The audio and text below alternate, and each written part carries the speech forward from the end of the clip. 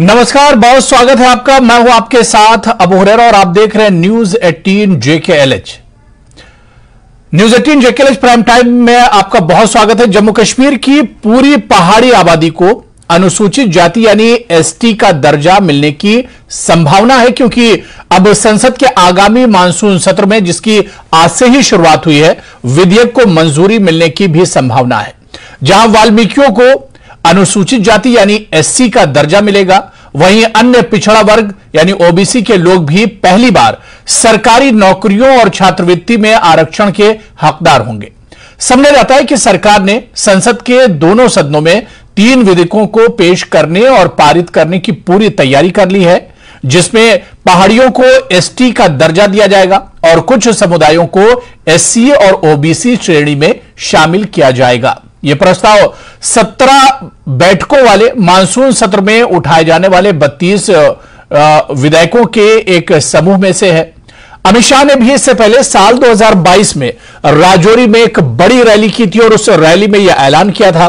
हालांकि पॉलिटिकल पार्टियां इस पूरे मामले को सियासत से जोड़कर देख रही है, लेकिन क्योंकि अब मानसून सेशन शुरू हो चुका है और यहां पर यह विधेयक पारित हो सकते हैं, सरकार इन्हें टेबल पर रख सकती है, ला सकती है, तो आज इसी को हम JKLH प्राइम टाइम में समझने की कोशिश करेंगे।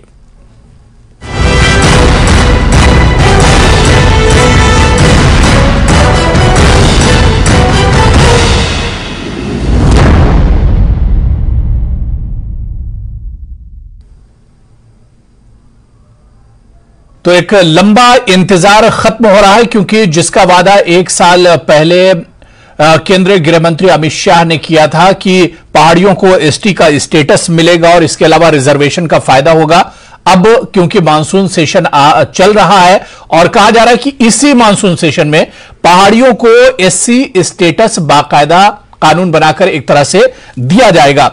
लेकिन जहां पर पहाड़ियों के लिए एक खुशी की बात है, उन्हें ST का स्टेटस मिल रहा है, तो दूसरी तरफ गुज्जर बकरवाल इसको लेकर परेशान है। उनका कहना है कि अगर पहाड़ियों को ST का स्टेटस मिलता है तो उनका हक मारा जाएगा। आज इसी पूरे सिनेरियो को हम JKLH प्राइम टाइम में समझने की कोशिश करेंगे। बहुत खास मेहमान मेरे साथ जुड़ रहे हैं। बहुत जल्दी अपने मेहमानों का आपसे इंट्रोडक्शन करा देता हूं। मेरे साथ एडवोकेट मुजफ्फर इकबाल खान साहब हैं, सीनियर लीडर हैं JKNC से। आदित्य गुप्ता जी हैं, लीडर हैं PDP के। सैयद शफीक शाह हैं, फॉर्मर MLC हैं और लीडर हैं JK पहाड़ी ट्राइबल मूवमेंट के। और मेरे साथ अभिजीत जसरोटिया भी इस चर्चा में जुड़े हुए हैं, जो कि BJP के स्पोक्स पर्सन है। सभी का बहुत स्वागत है, बहुत इस्तकबाल है JKLH प्राइम टाइम में। मैं सबसे पहले सैयद रफीक शाह जी आपसे ही शुरुआत करना चाहूंगा। रफीक शाह जी, लंबा इंतजार जिसका आप लोगों का था, काफी दिनों से इंतजार कर रहे थे, कितना बड़ा सरकार का यह फैसला है और कितना फायदा इससे आप लोगों को होगा? जी अबू हुरैरा जी, सबसे पहले मैं आपका शुक्रिया अदा करता हूं कि आपने इतने बड़े विषय पर जो है हमें बोलने का मौका दिया। और उसके बाद मैं गवर्नमेंट ऑफ इंडिया का और खासकर आदरणीय Amit Shah ji, honourable home minister of India का शुक्रिया अदा करता हूं पहाड़ी इथनिक ट्राइब की तरफ से, पहाड़ी इथनिक अवाम की तरफ से। 75 साल की नफसियाती, इक्तिसादी और सियासी गुलामी से जम्मू कश्मीर के पहाड़ी कबायली समुदाय को आज मौजूदा मरकजी सरकार जो है वो निजात दिला रही है। और हमारी कौम में, हमारे पहाड़ी तबके में, पहाड़ी कबाइल में बहुत खुशी है और एक उम्मीद है कि 75 वर्ष के बाद हमारी कौम एक गुलामी से आजाद हो रही है। और हम इस ज़िम्न में हुकूमत का शुक्रिया अदा करते हैं कि ये पहली बार आज हमारी आवाज को सुना गया, पहाड़ी इथनिक कबीले की आवाज को सुना गया और हमारी बात की कदर की गई। हम जो मांग रहे हैं with in the 4 walls of constitution मांग रहे हैं। हम किसी का हक जो है नहीं मारते हैं, ना किसी का हक मारने की कोशिश कर रहे हैं। हम हिंदुस्तान के वैसे ही शहरी हैं जैसे बाकी लोग हैं। हमारे भी कॉन्स्टिट्यूशनल राइट हैं और हमारा भी हक है।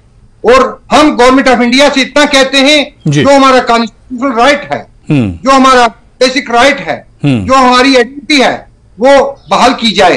हमारे कानूनी हक हैं, आईनी हक हैं, उनको बहाल किया जाए। तो बिल्कुल इससे काफी फायदा होगा। और खुद जिस तरह से सैयद रफीक शाह बता रहे हैं कि 75 साल के बाद इतना बड़ा मौका जो है वो पहाड़ी समुदाय के लिए एक तरह से आ रहा है और मानसून के इसी सेशन में पार्लियामेंट में इसे एक तरह से लाया जाएगा। मैं एडवोकेट मुजफ्फर इकबाल खान साहब आपके पास आना चाहूंगा। मुजफ्फर इकबाल खान साहब, क्योंकि पहाड़ियों के लिए एक बड़ा मौका है, उन्हें जिस तरह से आपने खुद सैयद रफीक शाह को सुना, उन्होंने कहा कि 75 साल के बाद एक बड़ा मौका पहाड़ी समाज के लिए और तबके के लिए आ रहा है। लेकिन एक तरफ इल्जाम यह भी लग रहा है कि नेशनल कॉन्फ्रेंस या जो दूसरी सियासी जो पार्टियां हैं जम्मू कश्मीर की, वो कहीं ना कहीं प्रोवोक कर रही हैं इस पूरे मामले को लेकर।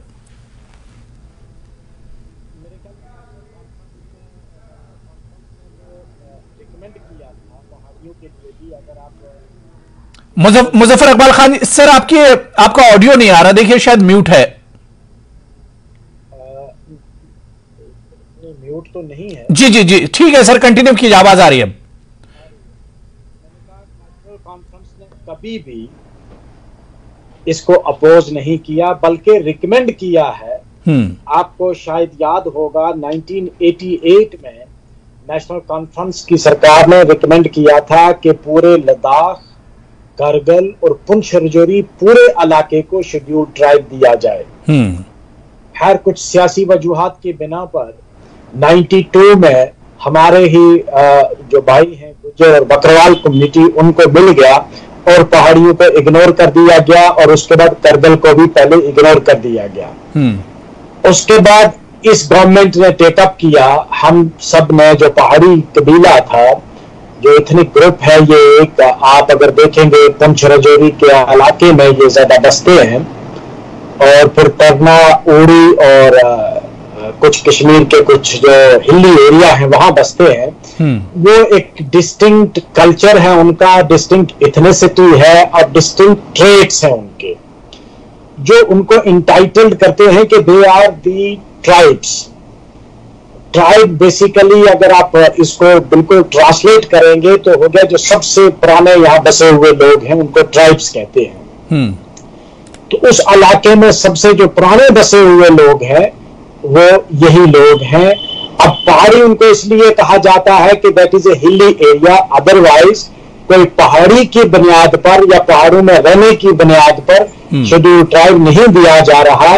उसके जो दीगर लवाजमात हैं कानूनी, जिसमें प्रिमिटिव ट्रेट्स होने चाहिए उनके, यानी उनके रहन सहन, उनका कल्चर, उनके शादी ब्याह, उनके जो दीगर जो फेस्टिवल्स हैं वो भी प्रिमिटिव होने चाहिए और वो ट्रेट्स उनमें होने चाहिए। ड्रेस ट्रेट जो है, तो वो एक मुख्तलिफ ट्रेट था उनका, उस वजह से उनको रिकॉग्नाइज किया गया। बहुत अच्छी बात है। उनको उन्हीं के हालात में छोड़ दिया गया। 75 साल से वो दरबदर है, ऐसे फिर रहे हैं, परेशान है, उनका कोई हालचाल जानने वाला नहीं है। सरकारें आई और चली गई, पहाड़ी वहीं के वहीं रह गए।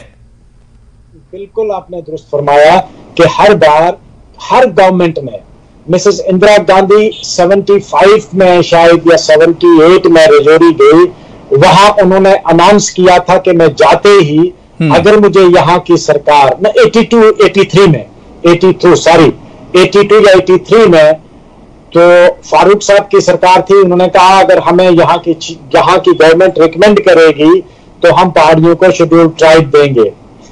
रिकमेंडेशन चली गई लेकिन हुआ कुछ नहीं। उसके बाद 88 में दोबारा रिकमेंड हुआ। 92 में जब हमारे दीगर भाइयों को मिला, उस वक्त भी रिकमेंडेशन पहाड़ियों की भी हुई, पहाड़ियों को इग्नोर कर दिया गया और गुज्जर और बकरवाल कम्युनिटी को शेड्यूल ट्राइब मिला। हमें उनसे कोई दुख नहीं और हमें खुशी की बात यह है कि हमारे ऑनरेबल होम मिनिस्टर साहब ने अश्योर किया है कि हम उनके हिस्सा में से 1% भी नहीं लेंगे। यानी उनकी जो रिजर्वेशन है गुज्जर और बकरवाल कम्युनिटी की और सिप्पी और गद्दीज की, उसमें से हम बिल्कुल नहीं काटेंगे।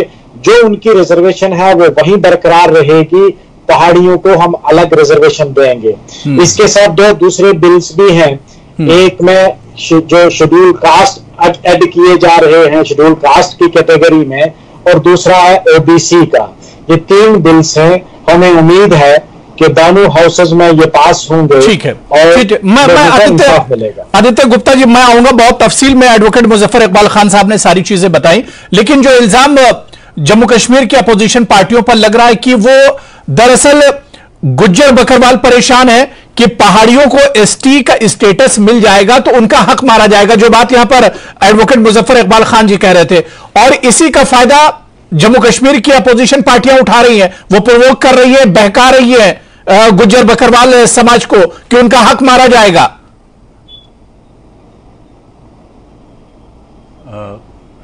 सर, सबसे पहले तो before starting what we are discussing, एक बहुत इंपॉर्टेंट रेलेवेंट पॉइंट है कि we should first be very saddened by what has happened yesterday, the video that came out yesterday for Manipur violence. There's a relevance to that because it is a demonstration, साबित करता है the failed policies and the implementation of Government of India on grounds with regard to the peace, with regard to implementation of a lot of factors. With वहां पे भी reservation किस तरीके से communities या एथनिक कम्युनिटीज आपस में भिड़ती हैं। जी। Now coming back to the main issue here, it is very important कि आप ये चीज रियलाइज करें कि ये हम we are pretty comfortable about the fact कि हम लोगों ने कोई इसमें किसी को बहकाया नहीं है। ये खुद ही भारतीय जनता पार्टी का एक ट्रेंड है कि वो खुद ही क्या करते हैं, वो खुद ही एक चीज ऑफर करते हैं और साथ में उसके नेगेटिव्स या उसकी उसमें कम्युनिटीज को भड़काने का काम ये उन्हीं का है। ये हम पर जो हमारे ऊपर एलिगेशन लगाई जा रही हैं, हमारे they can even show us one instance where we have been saying that नहीं आप इसमें बढ़ो, इसमें बैठ जाओ एक दूसरे से। We are in fact as a matter of fact we are more conscious about BJP तो कह रही कि 370 के बाद ये मौका आया पहाड़ियों के लिए, उससे पहले तो दरबदर भटक रहे थे, कोई पूछने वाला नहीं था। 370 खत्म होने के बाद इतना बड़ा पहाड़ियों के लिए मौका आया है, वो भड़का कहां रहे हैं? एक मिनट, मैं मुजफ्फर इकबाल जी आ रहा हूं। अगर आप 370 का रेलेवेंस अगर आप यहां पे कनेक्ट कर रहे हैं अबू जी, तो पॉइंट ये है कि जब आप लार्जर ग्राउंड पे जो आपको बेनिफिट्स होते हैं, आपके स्पेशल स्टेटसेस होते हैं, वो लेकर आप एक कम्युनिटी को दे रहे हैं। मेरी reservation with regard to that वो नहीं है। ये जो स्टेटस है, अगर आप इसकी इंप्लीमेंटेशन और इसका बेनिफिट, वो सवाल है। आप रिजर्वेशन देते हैं, आप रिजर्वेशन तो एक टैग हो गया ना, हाँ पहाड़ियों को मिल गया टैग एसटी का, लेकिन सवाल ये है कि उसका बेनिफिट कैसे रीप करेगी, वो कैसे उनको बेनिफिट मिलेगा। जी, जॉब्स तो है नहीं जम्मू कश्मीर में। आज के दौर में 13 जुलाई को रिपोर्ट छपी है, 6,61,000 अनएम्प्लॉयड यूथ है। आप पहले ये सोचे कि अगर रिजर्वेशन तो आपने दे दी, पहाड़ीज को कर दिया आपने एसटी, तो वो एक इशू भी तो है अनएम्प्लॉयड यूथ का। आप सिर्फ एक टैग लेने के लिए अगर आप लगते हैं हम इसकी आदित्य जी, उससे बड़ा इशू तो ये कि 75 साल में उन्हें उनका हक नहीं मिला। 75 साल में 75 ईयर्स में उनको उनका हक नहीं मिला। हक मारा गया किसी का। मेरा सब अबू जी एक सवाल है आपसे, अगर आप रिजर्वेशन देते हैं उसका फायदा भी तो देना है ना at the same time government of India को या जम्मू कश्मीर गवर्नमेंट को। यहां पर नौकरी कहां पर है किसी को, आपने रिजर्वेशन का बेनिफिट कहां पर देना है? टैग तो आपने दे दिया, बहुत बढ़िया। ये सवाल तो मौजूदा सिनेरियो में आपका बिल्कुल सही है। मौजूदा सिनेरियो में आदित्य जी आपका सवाल सही है, लेकिन 75 साल में क्या पीडीपी की सरकार नहीं रही? क्या मुफ्ती मोहम्मद सईद साहब की सरकार नहीं रही? महबूबा मुफ्ती जी की सरकार नहीं रही? तब वो इन पहाड़ियों की याद नहीं आई? क्या हम लोग अपोज कर रहे हैं? क्या आपने अपने ही घर पे बैठ के डिसाइड कर लिया प्रीकंसीव नोशंस के कि हम अपोज कर रहे हैं? मैं आपसे we are questioning the implementation policy, how will it be implemented and what is important. मेरा मणिपुर मेंशन करने का ये था that harmony should be maintained. That is the message I want to forward through your medium. मैं ये कह रहा हूं कि इसमें both the communities should be satisfied that see there is a status, no one will be harmed, no one's status will be taken away or no one's privileges will be taken away. But at the same time it puts a responsibility on the government of Jammu and Kashmir to ensure that the benefits actually reach to the people to whom you are giving the status. चलिए ठीक है, मैं इसका जवाब, आपने सवाल सही उठाया है। मैं अभिजीत जसरोटिया जी से इसका जवाब ले लेता हूं। आदित्य जी, अभिजीत जसरोटिया जी, दो तीन सवाल है। एक तो कंसर्न यह है कि गुज्जर बकरवाल परेशान है कि पहाड़ियों को अगर एसटी का स्टेटस मिलेगा तो उनका हक मारा जाएगा। लेकिन जो सवाल यहां पर आदित्य गुप्ता ने उठाया है कि बीजेपी एक को देती है और दूसरे को भड़काती है, भड़काने का काम इसके पीछे किया जा रहा है। ऐसा है, if I'm audible, if I was listening to this spokesperson of PDP, गुजार पार्टी की तकलीफ कैसे एक ऐसी पार्टी जिन्होंने 2008 अभिजीत जी आपका वॉइस क्लियर नहीं आ रहा है। हेलो हेलो जी जी जी ऑडिबल नाउ? जी अभिजीत जी आवाज आ रही है आपको मेरी? हाँ आपकी वॉइस आ रही है लेकिन वॉइस क्लियर नहीं। दोबारा से मैं आपके पास आता हूं सैयद जी। जी दोबारा से ट्राई कीजिए अभिजीत जसोटिया जी। जी जी आवाज आ रही है मेरी? वॉइस आपकी आ रही है लेकिन क्लियर नहीं आ रही है, ऑडियो प्रॉब्लम है। थोड़ा सा और करीब आ जाइए कैमरे से। जी जी हेलो जी जी कंटिन्यू कीजिए। देखिए ऐसा है कि सबसे बड़ी बात है कि हम ऑडिबल तो मैं दोबारा से आता हूं। अभिजीत जसोटिया जी आपका ऑडियो बिल्कुल प्रॉब्लम उसमें आ रही, थोड़ी सी समझ में बात नहीं आ रही। मैं सैयद रफीक शाह जी आपके पास आऊंगा। रफीक शाह जी क्या इसे किस तरह से आप देखते हैं? क्योंकि आप लोगों को यानी जो पहाड़ी है उन्हें आपने खुद कहा कि 75 साल के बाद उन्हें इंसाफ मिल रहा है, उन्हें उनका हक मिल रहा है, एसटी का स्टेटस मिलने जा रहा है मानसून के इस सेशन में पार्लियामेंट में। लेकिन कहा जा रहा है कि आप लोगों को हक मिल रहा है, उधर गुज्जर बकरवाल जो तबका है वो परेशान है कि उनका हक ना छीना जाए कहीं। हेलो रफीक शाह जी, सैयद रफीक शाह जी। हाँ आपकी आवाज अब आई। जी जी जी हाँ आपकी आवाज नहीं आ रही थी, आप क्या पूछना चाहते थे? मेरा सवाल यह था कि गुज्जर बकरवाल परेशान है कि अगर पहाड़ियों को एसटी का स्टेटस मिलेगा तो उनका हक मारा जाएगा। जी मैं ये कहना चाहता हूं कि बिल्कुल किसी का हक नहीं मारा जाएगा। ये हिंदुस्तान के आईन में, इंडियन कॉन्स्टिट्यूशन में जो ये बराबरी का हक है, और जो लोग हुकूमत में बैठे हैं वो बड़े एक्सपर्ट हैं, वो इस चीज को जानते हैं कि हमें किसको क्या देना है। और honourable home minister of India ने बार बार एश्योर किया है कि हम गुजरों का हक नहीं मारेंगे, हम गुजरों का हक छीनकर पहाड़ियों को नहीं देंगे, हम गुजरों का हक गुजरों के पास रखेंगे और पहाड़ियों को उनका हक जो आज तक नहीं मिला है वो देंगे। क्योंकि हुकूमतें जो होती हैं वो भले ही वोट की सोच से लोगों के काम करें या न करें जी, लेकिन in interest of state, in the interest of public और in the interest of justice वो काम करती हैं। और मुल्क ऐसे ही चलते हैं, इंसाफ से चलते हैं, हक व इंसाफ से चलते हैं। मैं किसी पार्टी को रिप्रेजेंट नहीं कर रहा हूं यहां पर, मैं अपने काज को, मैं पहाड़ी ट्राइबल मूवमेंट फॉर हक and Insaf and self respect उसको रिप्रेजेंट कर रहा हूं। गुजरों को हम उसमें खुश हैं, हम वेलकम करते हैं। ठीक है एडवोकेट मुजफ्फर इकबाल खान जी, क्योंकि इसमें पहाड़ियों के साथ साथ वाल्मीकि समाज जो है वो भी शामिल है और उनको भी इसमें रिजर्वेशन की बात कही जा रही है। लेकिन मेरा सवाल एडवोकेट मुजफ्फर इकबाल खान साहब ये है कि 370 से पहले वाल्मीकि को उनका हक नहीं मिला, उनको समाज में वो इज्जत नहीं मिली जम्मू कश्मीर में जो मिलनी चाहिए थी। देखिए उसके लिए 370 आप उसको नहीं जिम्मेदार ठहरा सकते, ना तो रिजर्वेशन के रोकने के लिए 370 को हर्डल था या देने के लिए कोई था।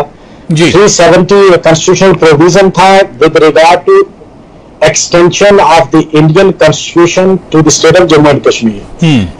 इस 370 के रहने के बावजूद तकरीबन तमाम सरकारों ने और इवन गवर्नर जब यहां थे, गवर्नर राज में भी जी एक बार गिरीश चंद्र सक्सेना साहब गवर्नर थे यहाँ के, उन्होंने भी रिकमेंड किया पहाड़ियों के लिए और दीगर कुछ कम्युनिटीज के लिए, तो वो 370 उसमें कभी भी हर्डल नहीं रहा। ये कहना कि 370 रहने से रिजर्वेशन में कोई हर्डल हुई, और फिर दूसरा ये कहना कि यहाँ की जो सरकारें थी, क्योंकि ये रिजर्वेशन जो है ये सिर्फ पार्लियामेंट दे सकती है, यहाँ जितनी भी लोकल सरकार थी उनकी ये डिमांड थी ही नहीं। ये कॉन्स्टिट्यूशन ऑफ इंडिया की अमेंडमेंट होनी है और इंक्लूजन होना है शेड्यूल के अंदर। वो सिर्फ पार्लियामेंट कर सकती है, स्टेट गवर्नमेंट का इख्तियार नहीं। स्टेट गवर्नमेंट सिर्फ रिकमेंड कर सकती है। तो रिकमेंड तकरीबन हमें पार्लियामेंट में नेशनल कॉन्फ्रेंस जो है उसकी जाहिर सी बात है उसके मेंबर भी थे, नेशनल कॉन्फ्रेंस के लीडर भी पार्लियामेंट में थे। सर 6 टोटल सीट्स हैं यहाँ की। इतने बड़े हाउस में 6 सीट्स कोई माना नहीं रखती हैं। वहां बिल के पास होने के लिए यूपीए के साथ तो आप लोग रहे, यूपीए के साथ आप लोग रहे, यूपीए के साथ रहे, लेकिन इस पर रिकमेंडेशन होने के बावजूद रिकमेंडेशन जो है वो फर्दर पुलअप नहीं हो सकी, प्रोसीड ही नहीं हो सका। कभी एक ऑब्जेक्शन लग जाता था, कभी दूसरा लग जाता। ठीक है, मैं अभिजीत जसरोटिया जी, क्या ये एक कंसर्न है? मेरी आवाज आ रही है अभिजीत जसरोटिया जी? जी मुझे आ रही है आपको। ठीक है, आपकी वॉइस भी क्लियर है। मैं कह रहा हूं कि पहाड़ियों को और इसके अलावा वाल्मीकि जो समाज है उनके लिए एक बड़ा दिन है। उन्हें एक कहा जा रहा है कि इसी पार्लियामेंट के मानसून सेशन में उनका जो एसटी और एससी का जो स्टेटस है वो मिलेगा, रिजर्वेशन पार्लियामेंट से मिलेगा। लेकिन क्या इस पर कोई कंसर्न भी है? जिस तरह से गुज्जर बकरवाल परेशान है कि उनका हक मारा जाएगा। देखिए, सबसे पहली बात आती है, मैं जरा 2 मिनट जरूर लूंगा अपनी बात कहने के लिए, क्योंकि सभी ने अपनी अपनी बात की है और मेरे ऑडियो ब्रेक की वजह से बात ना हो पाई। सबसे पहले ये बात आती है कि जब माननीय गृह मंत्री जी ने ये चीज साफ क्लियर कर दी कि जो पहाड़ियों का स्टेटस उन्हें दिया जाएगा और गुज्जर बकरवालों का स्टेटस जो है वो अपनी जगह पे इंटैक्ट रखा जाएगा, तो शायद इससे बड़ी बात कोई नहीं होगी। और एक रैली में सबसे लोगों के सामने ये बात कही गई है। और वैसे भी भारतीय जनता पार्टी की कथनी और करनी में कभी फर्क नहीं रहता। अब दूसरी बात आती है जिन पार्टीज की आप बात कर रहे हैं। सबसे पहले कहते हैं इंटेंशन और इंटेंसिटी। क्या कभी इनकी इंटेंशन या इंटेंसिटी, भले पहाड़ियों की बात हो या भले एसटी कम्युनिटी की बात हो, कभी इनके लिए इनकी इंटेंशन इंटेंसिटी कभी ठीक रही? तो आप जरा पीछे जाइए, आप जाइए 1164 नंबर का जीएडी का ऑर्डर है, शायद ये, अगर मैं डेट सही बोल रहा हूं तो 20/6/1996 का ऑर्डर है ये। उसके अंदर ये लोग रिकमेंडेशन क्या देते हैं? ये रिकमेंडेशन ये देते हैं, एक स्टेट ऑटोनॉमी कमेटी बनाई जाती है जिसको हेड एक कांग्रेस के बहुत बड़े दिग्गज नेता करते हैं और बाकी सभी के सभी नेशनल कॉन्फ्रेंस के लीडर उसके अंदर होते हैं। और उस पार्टी में इस समय जिस पार्टी के पीडीपी के जो प्रवक्ता बोल रहे थे, उनकी जो पार्टी प्रेसिडेंट है वो उस समय उसी पार्टी में एमएलए थी कांग्रेस की तरफ से। अब इसकी रिकमेंडेशन क्या होती है कि आर्टिकल कुछ धाराएं थी शायद 2018 से पहले, 2018 और उससे पहले आप पीडीपी के साथ थे, सरकार में थे, उस वक्त भी तो आप लोगों को भी तो याद नहीं आई थी वाल्मीकि और पहाड़ियों की। मैं जीएडी के जो 1164 नंबर की ऑर्डर कर रहा हूं उसके अंदर ये सिफारिश करते हैं कि एसटी और एससी को उनके हक नहीं दिए जाए, उनको पॉलिटिकल रिजर्वेशन नहीं दी जाए। और नेशनल कॉन्फ्रेंस ने वो स्टेट ऑटोनॉमी को कमेटी बनाई होती है। और सबसे बड़ी बात यह आती है कि आप देखिए आज इनकी कथनी और करनी में कितना फर्क है। पॉलिटिकल रिजर्वेशन अगर आज एसटी को मिली है तो किसकी वजह से मिली और कब मिली है? आज ये लोग जो झूठे आंसू बहा रहे हैं एससी एसटी के लिए, इनका पर्दाफाश वो जीएडी का 1164 नंबर 1996 का 1996 का ऑर्डर इनका पर्दाफाश कर देता है। तो कभी भी इन्होंने एसटी कम्युनिटी को केवल अपने वोट बैंक के लिए यूज किया, उनकी तरफ कभी भी ये संजीदा नहीं रहे। आज अगर पहाड़ियों को उनका हक मिलने जा रहा है तो इनडायरेक्टली इस पे भी सियासत कर रहे हैं ये लोग, क्योंकि इन्होंने आज तक जो किया है वो सब आपके सामने है। अब दूसरी बात जो मैं कंप्लीट करता हूं खासकर पीडीपी के प्रवक्ता की, देखिए कम्युनल हार्मनी की बात कौन करता है? कम्युनल हार्मनी की वो बात करते हैं जो 2008 में अमरनाथ लैंड रो के टाइम पे हाई कोर्ट का ऑर्डर मानने से मना कर देते हैं और हिंदू वर्सेस मुस्लिम और कश्मीर वर्सेस जम्मू करवा देते हैं। ये लोग कम्युनल हार्मनी की बात करते हैं।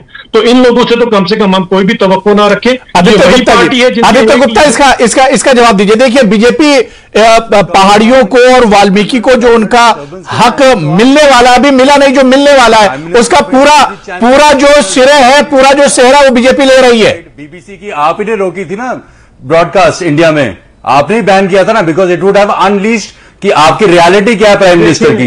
इतना दुख की बात आती है, दुख की बात ये कम्युनल हार्मनी, ये वो बात कर रही है, अगर आप नहीं देते के साथ करा रहा है, ये कम्युनल हार्मनी है जो टेररिस्टों के सिर पर रखकर ये लोगों को देने जा रहे हैं। टेररिस्टों को हायर करके हमें चुनाव जिता दीजिए, ये कम्युनल हार्मनी की बात करेंगे। इतने बड़े डबल स्टैंडर्ड लेकर पता नहीं डिबेट में आकर किस तरह से ये लोग इस तरह की बातें कर सकते हैं। आज तक जिन्होंने पहले ये कहा है Jammu versus Kashmir, bizarre from this PDP spokesperson, at least you to visit your community. History का सीधा सीधा कह रहा है यहाँ पर दोनों समाजों को, दोनों कम्युनिटीज को क्या भागना नहीं बना के रखिएगा, क्योंकि बीजेपी को आप नहीं कर सकते इस बात पे। उनके पास सारे मीन्स हैं, मेजर्स हैं जिससे वो कम्युनिटीज को लड़ा सकते हैं। ठीक है, देखिए मैंने दोनों को टाइम दे दिया, दोनों लोग साथ में बोले तो वॉइस से बिल्कुल क्लियर नहीं आ रही। आदित्य गुप्ता जल्दी से बात पूरी कर लीजिए जी। आपके भी तो गवर्नमेंट में थे पार्टिसिपेशन, क्या उनमें से किसी ने उठ के ये बात बोली? और यहां पर बात मैंने जो बोली है, मैंने ये बोला है दोनों कम्युनिटीज को हार्मनी बनाकर रखनी चाहिए and they should not because आप क्यों के रास्ते में हर्डल डाल रहे हैं? मैं एक लास्ट सवाल रफीक जी से ले लेता हूं, रफीक शाह जी से एक लास्ट सवाल ले लेता हूं।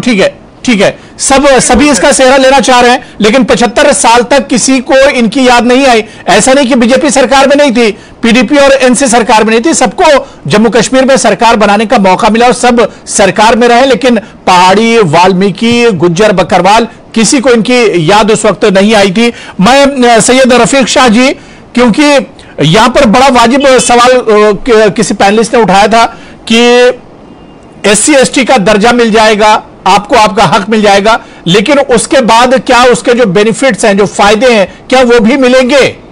आपको लगता है ऐसा? मैं आपका टाइम ले लूंगा थोड़ा सा। जी। सबसे पहले मैं ये कहूंगा कि जो आप 75 वर्ष की बात करते हैं, मेंटल एलिमेंट होता है हर एक्ट के पीछे।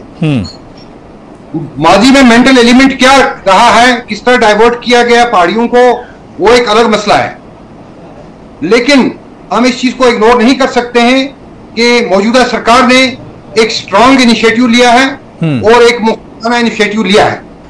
मैं पूरा पार्टी लाइन्स बात कर रहा हूं, मैं सिर्फ और सिर्फ पहाड़ी ट्राइबल मूवमेंट फॉर हक, इंसाफ एंड सेल्फ रिस्पेक्ट को रिप्रेजेंट कर रहा हूं। यहां पर मैं किसी पार्टी को रिप्रेजेंट नहीं कर रहा हूं, लेकिन बात साफ सुथरी यह है कि मौजूदा सरकार बड़ा स्ट्रांग और बिल्कुल सैयद रफीक शाह जी, बहुत माजरत के साथ समय अब मेरे पास नहीं बचा है, क्योंकि अभी पार्लियामेंट मानसून सेशन चल रहा है और इसी में इसको टेबल पर आना है। तो देखना ये बहुत अहम होगा कि अमित शाह जी ने जो वादा किया था, क्या पार्लियामेंट में ये आता है, और अगर पार्लियामेंट में आता है आप लोगों को आपका हक मिलता है, और उसके बाद का जो सिलसिला होगा कि बेनिफिट्स और इसके जो फायदे क्या वो भी आपको मिलेंगे, ये देखना बहुत अहम होगा। बहुत बहुत शुक्रिया सैयद रफीक शाह जी मेरे साथ जुड़ने के लिए, आदित्य गुप्ता जी, एडवोकेट मुजफ्फर इकबाल खान साहब और अभिजीत जसरोटिया जी, सभी का बहुत बहुत शुक्रिया चर्चा में जुड़ने के लिए। नमस्कार।